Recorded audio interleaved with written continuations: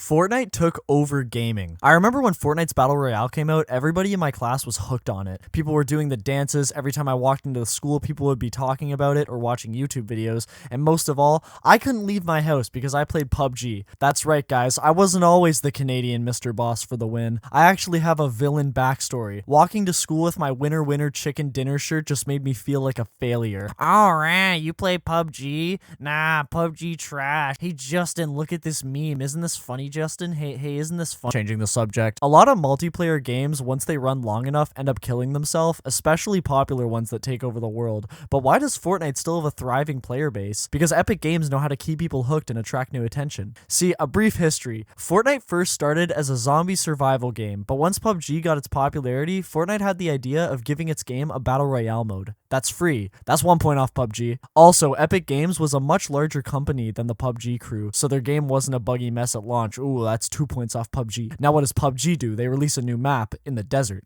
That's huge. Players were already complaining that the maps are too big and they can never find anybody, and when they do, it's when they get sniped across the map. Oh, also, it was broken at launch. But here comes Fortnite. Their map is the size of San Andreas. That's 3 points, and Fortnite's #1 on Twitch. So that's how it started. Eventually, Fortnite started doing battle passes, which generated huge revenue for the company, so they decided to give Fortnite lore. Already, that's a good idea. It's getting people attached to the story, so they're going to keep playing the game, and they want to know what happens. But if lore wasn't enough, what about Thanos? What about swimming? Fishing, changing the map entirely. Fortnite started pulling absolutely crazy turnarounds for the game, some successful, some not, but every time they would do something to keep it fresh and interesting. Then Fortnite did their most genius move in their entire history: no building.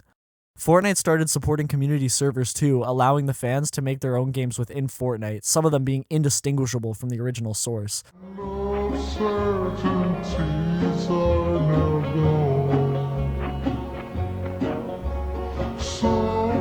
Something that also helped Fortnite's success, in my opinion, is that the other Battle Royale alternatives killed themselves. Call of Duty killed itself, PUBG absolutely did itself dirty. They turned every version of PUBG into PUBG Mobile, and that killed the game. So while PUBG turned their game into a monetized mess, Fortnite kept its original experience and expanded it to different versions to appeal to more people. That's why there's a constant flow of traffic. Nowadays, some people come back to Fortnite simply for the community-made roleplay servers. This is kind of unrelated, but I wanted to talk about Fortnite and PUBG and why I think they mastered the formula for Battle Royale years ago, but ruined it. Back in 2018, Battle Royale was a lot more hardcore. One example of this is loot spawns. In early years of PUBG, if you found an automatic rifle, that was a blessing. Most houses had random weapon parts, a soda, and maybe some bandages. Nowadays, you can walk into any house and it will have all of your favorite guns lying right there on the ground. Another example is that you can respawn your teammates now. This was originally a thing in Apex Legends, but Fortnite and PUBG added that mechanic in later years, so now dying isn't really a punishment since you can come back. I think the aspect of adrenaline and tension that was so good for Battle Royale has been replaced in favor of immediate fun and stimulation,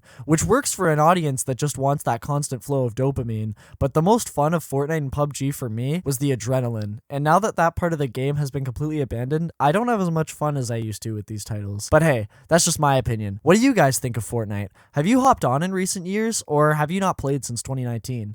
I'd like to hear some opinions on the subject. I know that this video is pretty different from my usual content, but honestly, as much as I love GTA and Rockstar, I don't want to be limited to just that kind of content, so every now and then, I'm going to expand to different subjects. Alright guys, thank you so much for taking time out of your day to watch this video, and make sure to have a good one.